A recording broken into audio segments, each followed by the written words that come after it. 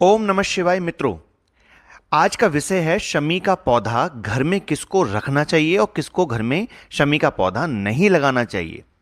इसे जानेंगे बड़े ही विस्तार के साथ में, क्योंकि आज एक होड़ सी लगी हुई है जिसे देखो वही कहता है कि मैंने अपने घर में शमी का पौधा लगाया हुआ है। कुछ लोग कहते हैं कि हमें शमी का पौधा अपने घर में लगाना चाहिए कि नहीं लगाना चाहिए, क्योंकि हमारे बगल वाले व्यक्ति ने अपने घर में लगा रखा है और जब से लगाया है तब से उसको बड़ा फायदा हो रहा है। क्योंकि जब किसी को फायदा होता है ना, तो लोग समझते हैं कि उसने ये काम कर लिया है, इसकी वजह से उसको विशेष फायदा हो रहा है। उसका नसीब भी होता है, परमात्मा की कृपा भी होती है। तो हमारा विषय है शमी का पौधा घर में लगाना चाहिए या नहीं लगाना चाहिए और किसको लगाना चाहिए।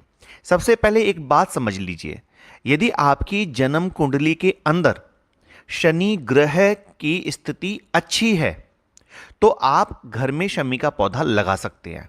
इससे आपको उन्नति होगी, लाभ मिलेगा, शनि आपके और मजबूत हो जाएंगे। लेकिन आपकी कुंडली में यदि शनि खराब है और ऐसे में आप शमी का पौधा घर में लगाते हैं तो आप यकीन मानिए आपको शमी का पौधा लगाने से नुकसान ही होगा, कोई फायदा होने वाला नहीं है। ऐसा नहीं है कि कोई भी काम कोई व्यक्ति कर रहा है और उस काम को अगर यदि आप भी करेंगे तो आपको भी लाभ होगा।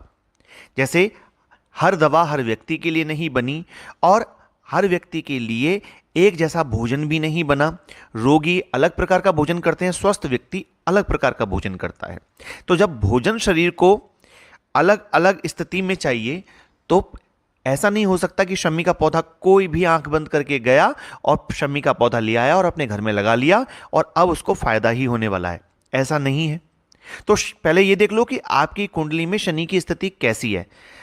यह बात उस व्यक्ति पर लागू होगी जो अपने हाथों से लाकर शमी का पौधा घर में लगा रहा है या जो घर का मालिक है, उसके शनि की स्थिति को देखना जरूरी होगा।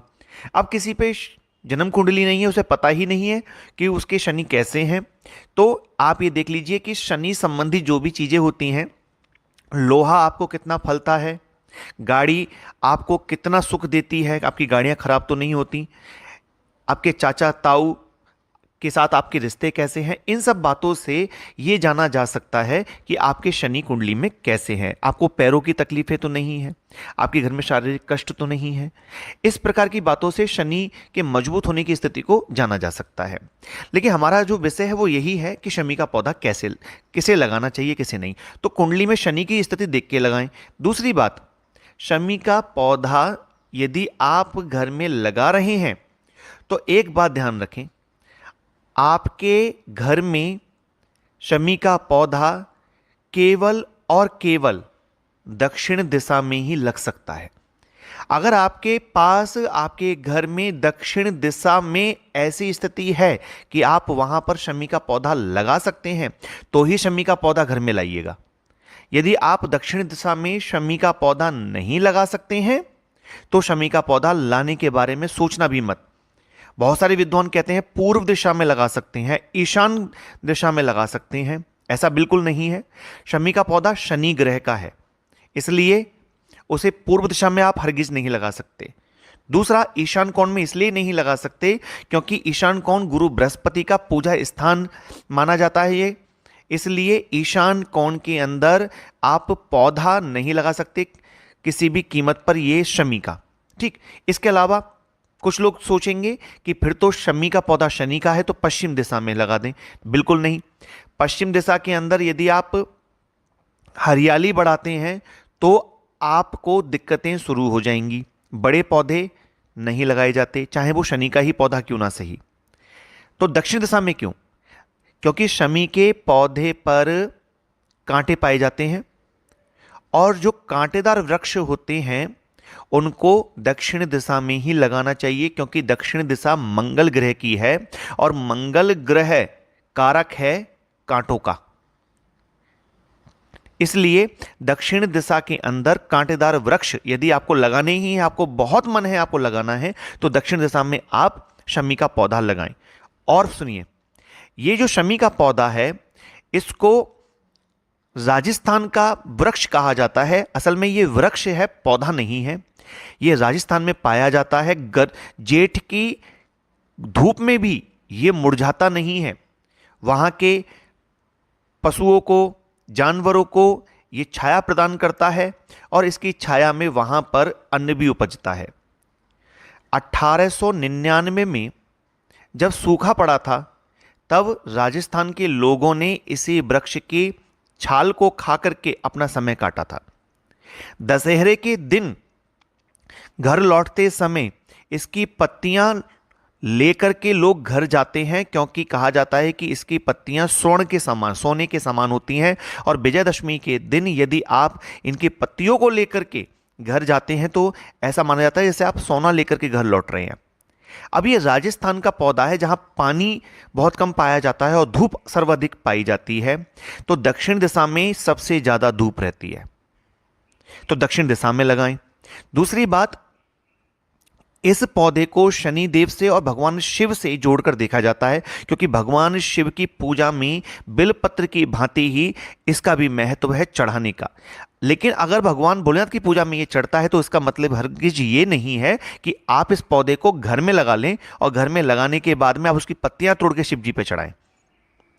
आप ये देखें कि ये पौधा, ये पेड़ कहां पर है और वहां से पत्तियां तोड़ करके लाएं भगवान शिव की पूजा के लिए, और वहां से ला करके आप इसको पूजा में जो है भगवान शिव की में अर्पण करें।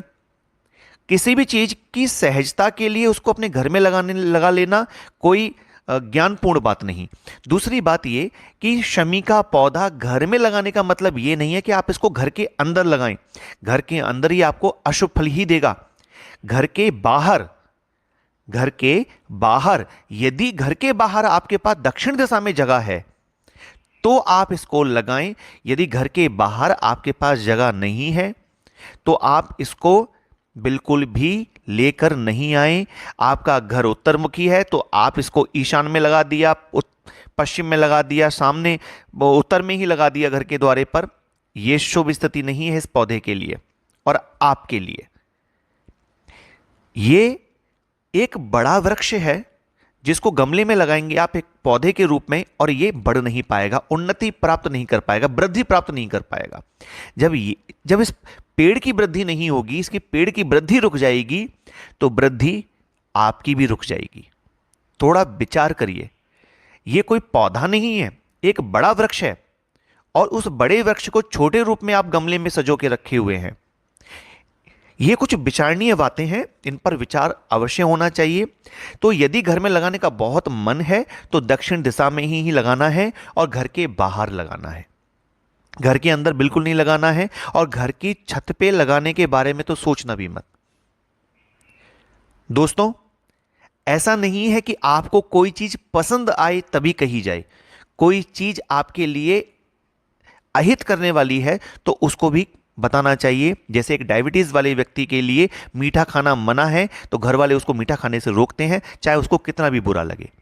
इसीलिए आप हमारी इस बात से नाराज मत होइएगा, समझना कि हमने ये क्यों कहा है। आपकी वृद्धि में कोई कमी ना आए, आपके काम में कोई कमी ना आए। यदि आपको ये पौधा लगाना, तो फिर से कह रहे हैं कि दक्षिण दिशा में लगाएं या घर के बाहर कहीं लगाएं। कोई फील्ड हो, कोई पार्क हो, वहां लगाएं और वहां जाकर के इसकी पूजा आप कर सकते हैं, दीपक जला सकते हैं। आप शनिवार को विशेष तरह की पूजा कर सकते हैं, इसके पत्तों से भगवान शिव की पूजा आराधना कर सकते हैं। तो मित्रों, आशा है हमें आपको यह बात अच्छे से समझ आई होगी। वीडियो यदि आपने अंत तक देखा है तो कमेंट में जाके ओम नमः शिवाय अवश्य लिखिएगा और बताइएगा कमेंट के माध्यम से कि आपका इसमें क्या विचार है। मिलते हैं नई वीडियो में नई जानकारी के साथ, तब तक के लिए विदा लेते हैं। नमस्कार।